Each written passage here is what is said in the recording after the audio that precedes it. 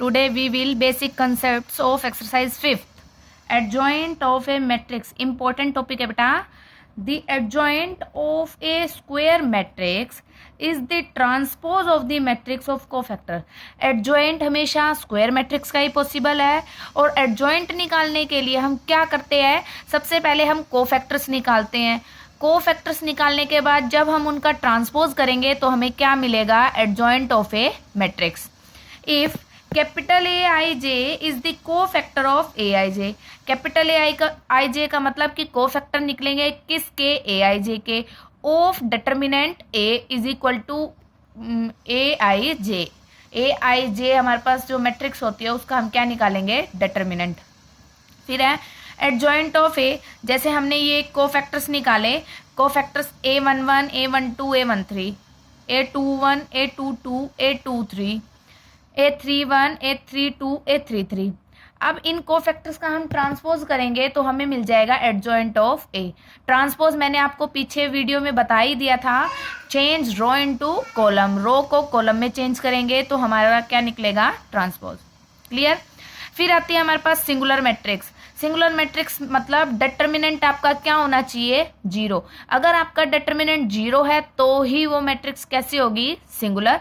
Non singular matrix, अगर आपका determinant not equal to zero है तो उस मैट्रिक्स को हम बोलेंगे non singular matrix. Invertible matrix, if A B is equal to B A is equal to I, then B is called the inverse of A which is written as B is equal to A inverse. A B और B A दोनों equal होंगे किसके, आई के, तो हम B को लिख सकते हैं क्या, A inverse. Square matrix A is said to be invertible. Square matrix A है वो क्या हो जाएगी हमारे पास, इन्वर्टिबल.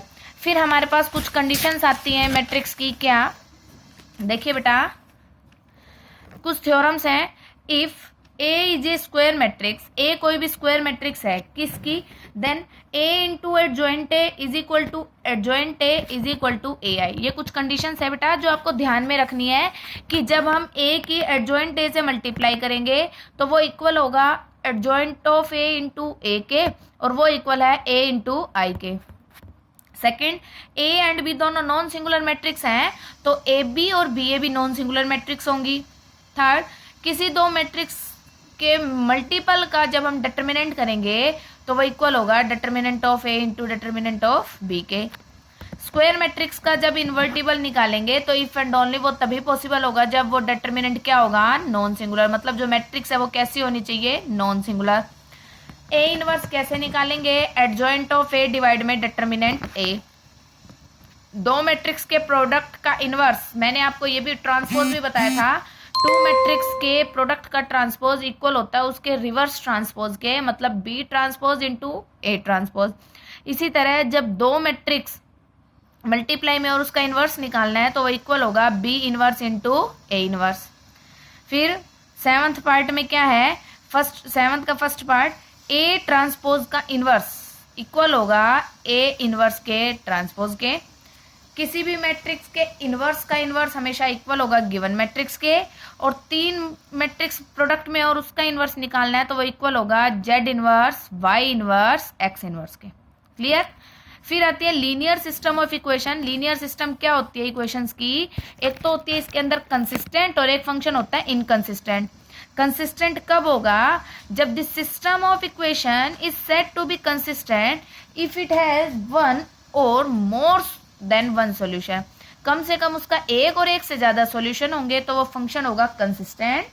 इनकंसिस्टेंट सिस्टम कब होगा, the system of equation is inconsistent if it has no solution.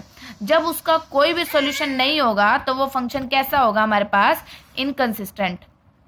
फिर आता है हमारे पास द सिस्टम ऑफ इक्वेशन. इसको सोल्व कैसे करते हैं, देखो हमारे पास कोई भी गिवन मैट्रिक्स है, a1x plus b1y plus c1z is equal to d1, a2x plus b2y plus c2z is equal to d2, a3x plus b3y plus c3z is equal to d3. और कैपिटल ए हमने अब इसमें हम matrix denote करते हैं. Let capital A का मतलब आपके पास जो वेरिएबल हैं एक्स वाई जेड उनके कोफिशिएंट्स. कैपिटल एक्स का मतलब कितने वेरिएबल यूज है, और कैपिटल बी का मतलब इक्वल के बाद वाले डिजिट। और हमारी सिस्टम इक्वेशन को कैसे लिखते हैं, A X is equal to B, इसका मतलब कैपिटल ए की वैल्यू कैपिटल एक्स की इज इक्वल टू बी, तब हमारा फाइंड होता है X is equal to A inverse B.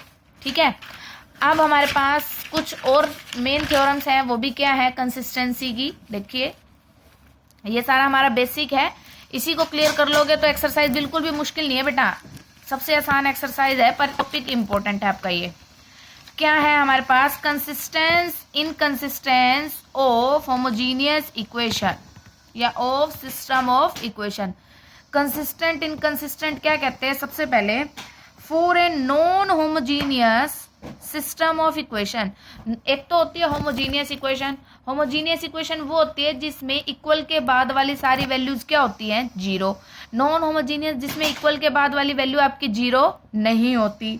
For a non homogeneous system of equation A X not equal to zero, उसमें जो गिवन एक्स है ना वो आपकी इक्वल टू जीरो नहीं होगी। फर्स्ट क्या बताता है, फर्स्ट स्टेप कि determinant not equal to zero है, तो A X is equal to B मतलब unique solution. Determinant is equal to zero है तो आपको फाइंड करना है एडजॉइंट ऑफ ए और उसकी मल्टीप्लाई करनी है बी से। थर्ड, अगर adjoint of A into B ये दोनों नॉट इक्वल टू जीरो है तो फंक्शन क्या होगा, इनकंसिस्टेंट। अगर adjoint of A into B equal to zero है तो फंक्शन कैसा होगा, इनफाइनाइट मैनी सॉल्यूशन। ठीक है, ये तो थी नॉन होमोजीनियस। अब आती है homogeneous. For the homogeneous system of equation A X is equal to zero, अगर वो जीरो आता है, इफ यदि determinant A not equal to zero है तो सॉल्यूशन डायरेक्ट क्या लिखोगे, एक्स भी जीरो, वाई भी जीरो और जेड भी zero, that means trivial solution. अगर determinant is equal to zero है तो इनफाइनाइट मैनी सॉल्यूशन होंगे, और उस केस में हम क्या करेंगे, कोई भी एक वेरिएबल, आपके पास तीन वेरिएबल होंगे एक्स वाई जेड, तीनों में से किसी भी एक वेरिएबल को आप के पुट कर दोगे और बाकी दोनों वेरिएबल की उससे वैल्यू फाइंड कर सकते हैं। वो कैसे करेंगे वो मैं आपको गिवन क्वेश्चन में बताऊंगी। ठीक है, यहाँ तक तो थे हमारे बेसिक कंसेप्ट। अब देखिए एक्सरसाइज 5, फाइंड द एडजॉइंट। आपको एडजॉइंट निकालना है। एडजॉइंट निकालने के लिए सबसे पहले हमें चाहिए कोफैक्टर्स। गिवन मैट्रिक्स को मैंने ए एज्यूम कर लिया, कोफैक्टर्स आपको निकालने सिखाए थे, A11 फॉर्मूला याद रखना है, -1 की पावर 1 प्लस 1 निकाल रहे हैं तो 1 प्लस 1, 1 2 निकालेंगे तो 1 प्लस 2, और ये 1 1 आपको देखो या तो इस लाइन में दिखाई दे रहा है या फिर इस लाइन में दिखाई दे रहा है, बचा हुआ जो रह गया वो 1 1 हो गया। ऐसे ही 1 2, ऐसे ही 2 1, और ऐसे ही क्या निकालना है 2 2।